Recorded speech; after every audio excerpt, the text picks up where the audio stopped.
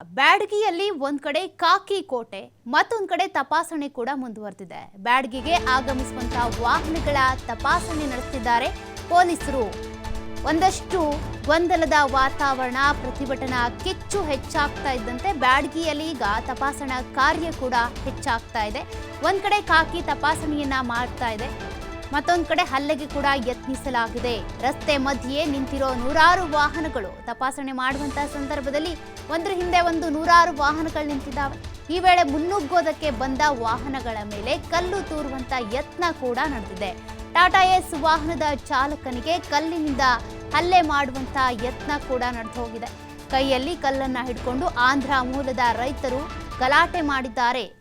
ನಿನ್ನೆ ನಡೆದಂತಹ ಎಪಿಎಂಸಿ ಕಚೇರಿ ಎಲ್ಲಿ ಬೆಂಕಿ ಹೊತ್ಕೊಂಡಿತ್ತು, ಆಕ್ರೋಶ ವ್ಯಕ್ತಪಡಿಸಿದ್ರು ಪ್ರತಿಭಟನೆ ವೇಳೆ. ಅದೆಲ್ಲ ಬೆಳವಣಿಗೆಯ ಮಧ್ಯೆ ಈಗ ತಪಾಸಣೆಗೆ ಅಂತ ಪೊಲೀಸರು ಒಂದಷ್ಟು ಭದ್ರತೆಯನ್ನು ಒದಗಿಸ್ತಿದ್ದಾರೆ. ಆದರೆ ಆಂಧ್ರ ಮೂಲದ ರೈತರೊಬ್ಬರು ಈ ರೀತಿ ಟಾಟಾ ಏಸ್ ವಾಹನದ ಮೇಲೆ ಮಾಲೀಕರ ಮೇಲೆ ಪ್ರತಿಭಟನೆ ಅಂದರೆ ಕಲ್ಲು ತೂರಾಟಕ್ಕೆ ಮುಂದಾಗಿದ್ದಾರೆ. ಈ ಮೂಲಕ ಆಕ್ರೋಶವನ್ನು ಹೊರಹಾಕಿದ್ದಾರೆ. ವಾಹನಗಳು ಒಂದರಿಂದ ಒಂದು ನಿಂತಹ ಸಂದರ್ಭದಲ್ಲಿ ತಪಾಸಣೆ ಮಾಡುವಾಗ ನಡೆದಿರುವಂತಹ ಘಟನೆ ಇದು.